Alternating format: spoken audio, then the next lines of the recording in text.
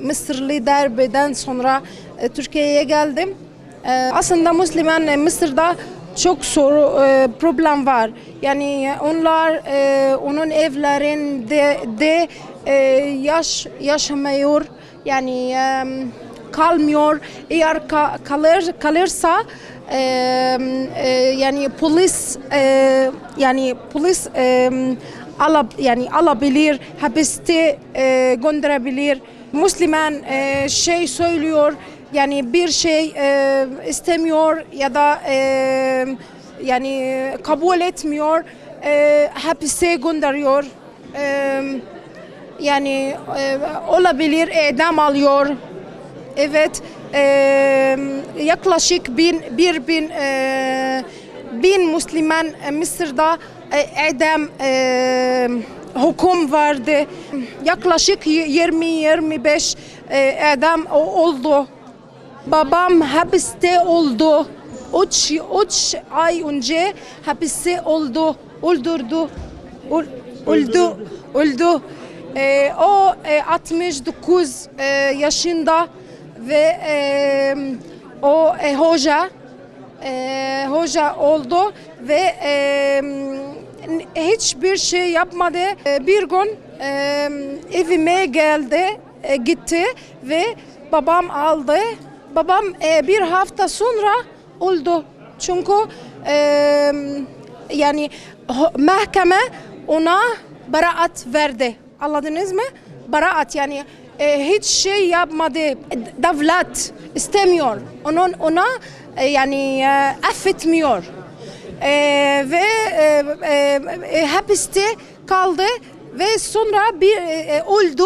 Yani hasta oldu ve onlar ilaç vermiyor ve yani hastaneye evet, kabul etmiyor.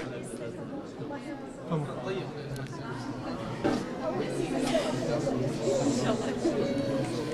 Bir dakika.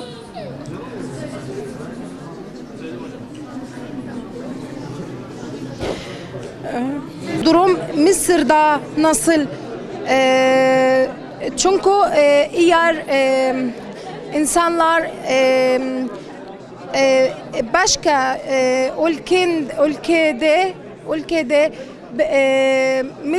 Mısırlı durumu bilirken onun başkanı yani stres yapabilir.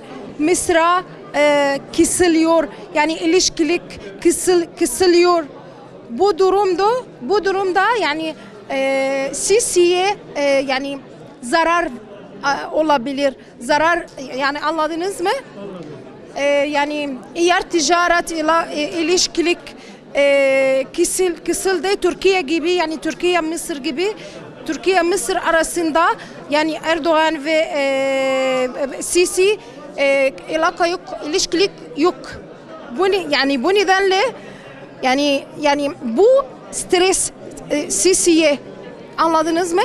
Eğer başka ülkeler ve başkanlar, evet, devlet başkanları böyle yani Erdoğan başkanı gibi yapıyorsa yani Sisi çok stres olacak, problem olacak. Yani ve darbeler bitirecek.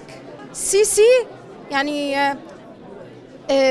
öldürüyor, tersiz. Yani anladınız mı?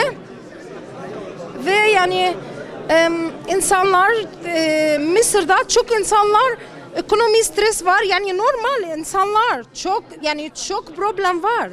Yani ve sadece Müslüman değil yani ama Müslüman çok problem var. Yani çok zulüm var. Yani hapse gönderiyor ve idam alıyor. Yani ve yani vazifeden terk ediyor ve onun parası alıyor. Yani anladınız mı?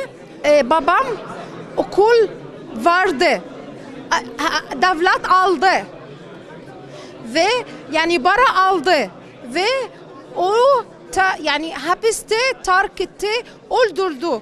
hastane göndermedi ve ilaç vermedi. Sonra hapis kaldı ve sonra öldü. Ve çok insanlar böyle öldürüyor. Hapiste çok insanlar, Müslüman insanlar Mısır'da ölüyorlar.